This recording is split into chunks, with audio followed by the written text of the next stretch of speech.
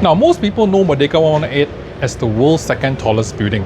What many people don't realize is that office space here, right, can range from around 1050 to RM25 per square feet, making it one of the most expensive office addresses in Kuala Lumpur, alongside Exchange 106. So the real question is this: is it actually worth it?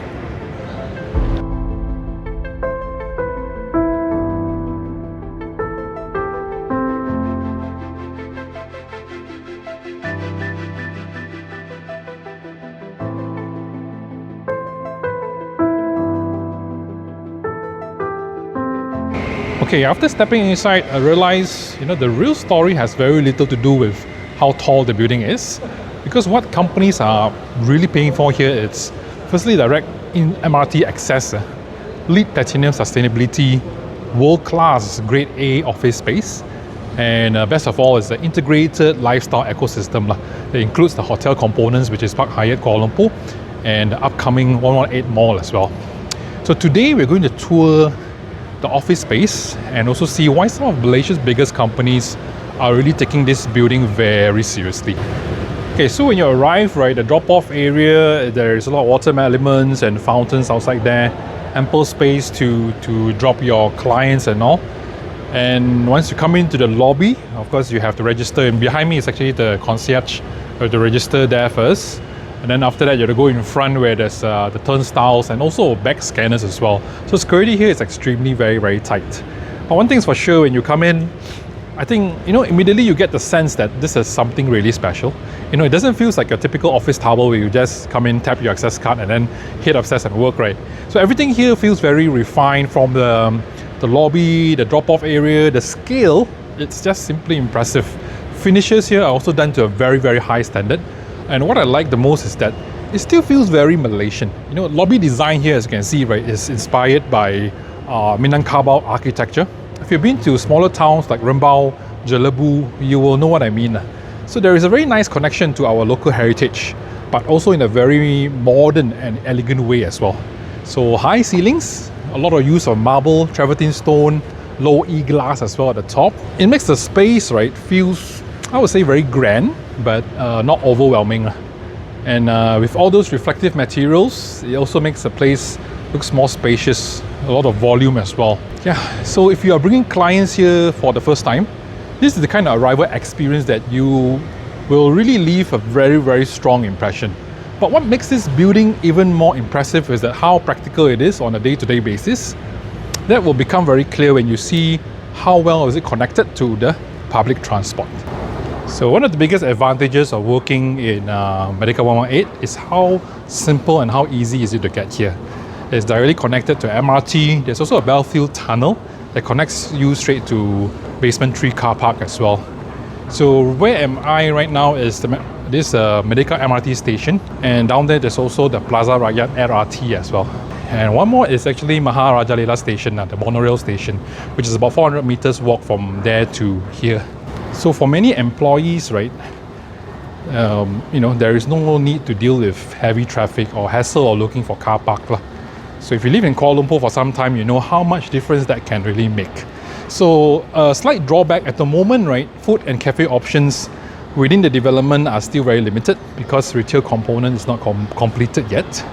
If you want to eat, you have to travel down by the MRT to Pasar Seni and also Bukit Bintang station, which is only one stop away, and 2 stops to TRX as well. 118 Mall is expected to open in August 2026, and they'll bring a wider range of restaurants, cafes, and also all the lifestyle amenities for the development itself. So development also includes a hotel, which is Park Hyatt Kuala Lumpur, which I've covered in a separate video if you'd like to explore more. And in the near future, you also enjoy not only easier commute, but far more convenience throughout the day. Like if you want to have your kopi, nasi lemak, teh tarik, all. So if you enjoy in-depth tours like this for premium developments, commercial office space, do consider liking it and also subscribing to my channel, as I do this every single week. So yeah, let's head up and take a look at the office space itself. Okay, I just arrived at level 95. This is actually the lift foyer. So one thing to note is that these are express lift. It goes up like 10 meters per second. So now we are inside the office and you can start to see what makes this place really special. The first thing that you'll notice is how open and how efficient the space actually feels. There is virtually no internal columns or structural obstructions, so companies can have the flexibility to really plan their layout. So whether you want an open place, open plan kind of workspace, right, or private offices, meeting rooms, or executive suites for your C-levels, right, the space can be configured quite easily. So because of the building height also, your viewpoint, right, is unobstructed in almost every direction. And that brings in plenty of natural light throughout the day. So one feature that many people might not notice is also the air conditioning system. So Merdeka 118 uses a high efficiency system by Carrier, where technology is also used in Burj Khalifa or Marina Bay Sands as well. So instead of blowing cold air from the ceiling, the cold air is actually supplied through vents, like this one, on a raised floor. And the building also uses triple layer low E glass, not double layer, which helps to reduce heat from the sun while keeping the space bright and naturally lit. That means the office stays cooler, uses less energy, and more efficient in the long term. So in terms of sizes, right, subdivided office suites starts from around 3008 to 4001. For the larger offices, right, a whole floor, it's around 19,000 square feet of net lettable area. So depending on the level. So if you're taking a full floor on the lower level, rental starts from around 1050 per square feet. On the higher floors, the whole floor rental, it's around 20 ringgit per square feet. While the subdivided suites can go up to around 25 ringgit per square feet. So yes, this is one of the most premium office addresses in Kuala Lumpur for sure. But when you look at the quality of the building, the overall experience, you begin to understand what companies are paying for here. So there is some thoughtful features behind the scenes. For example, paper waste can be sent to a centralized shredding and waste system on the, I think B1 or something like that, yeah. Building lower ground facilities. And for companies looking for something even more exclusive, right, the Penthouse office on level 95 comes with their own private lift for senior execs, C-suites. Because the normal lift, you need to change lift in the middle. This one, private lift goes all the way down. But the most impressive part is what you see when you walk over to the windows. From here, you get sweeping views of the Kuala Lumpur city centre, including KL Tower, the Twin Towers, Exchange 106, and on nice weather, right, without the clouds, you can even see Genting Highlands from here as well. Yes, and once you look beyond the views, it becomes clear on why major companies are taking this building more seriously. So of course, having your office here in the world's second tallest building is a very bold and strong statement, I would say. But for me, I think the real appeal here is more about being practical and also functional as well.